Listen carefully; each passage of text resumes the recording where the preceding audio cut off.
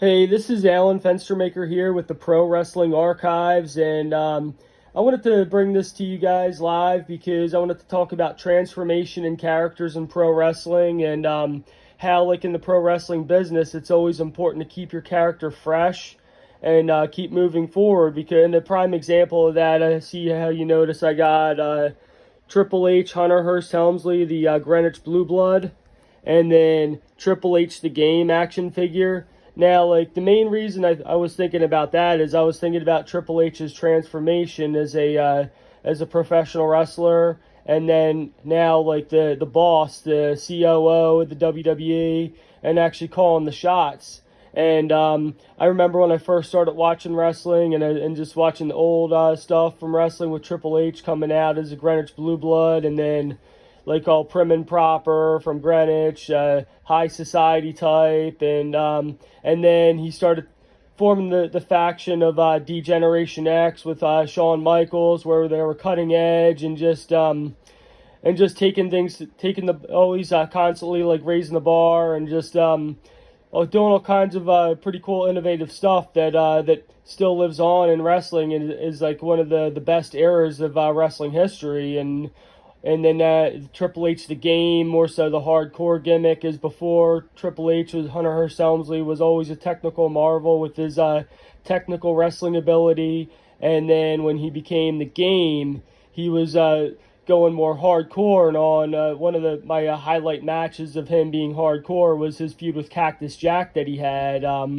They had some infamous battles and all with the thumbtacks, and Cactus Jack, Mick Foley, is a hardcore legend in himself, and then to take someone that you would imagine like a Greenwich Blue Blood or a Technical Marvel, put him in a match type like that with someone like Cactus Jack that's been mainly just all hardcore his whole career, and just seeing how Triple H how he excelled in that environment and even came out victorious and beat Cactus Jack in that environment, and also like main thing I'm trying to get at is in pro wrestling, it's always important to keep your character fresh and strong. And just because you come in as one thing in wrestling doesn't mean that's the thing that you're going to be at for the rest of your career. Now, like a lot of times, it will be remembered as part of your past in wrestling, but you could always keep making your character grow and evolve over time. And like the funny thing is, I remember like at the 2300 Arena,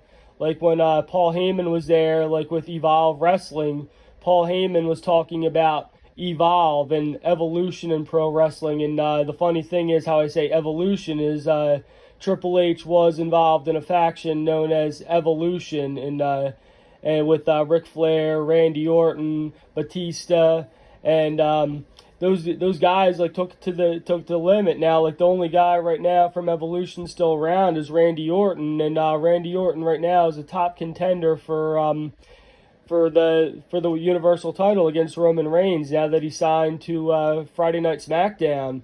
And just looking at the evolution of each character in Evolution and how like how they moved on. And then you got Ric Flair that's now with AEW, All Elite Wrestling. Batista, that he's out making movies, following the footsteps of guys like The Rock and John Cena. And then Randy Orton's gonna, I have a feeling he's gonna take the title and have another run out of him. And that's one thing in wrestling. It's always important to keep your character fresh and keep growing with it. And anyways, that's all I got. I don't want to keep rambling on, but I just wanted to share some points that I had and I came across while I'm doing some cleaning here. Two action figures I had of Triple H, Hunter Hearst Helmsley, and the Game Triple H action figure. So if you guys have anything you'd like to comment, please comment below, and I'd love to hear what you guys think. Until next time, peace out.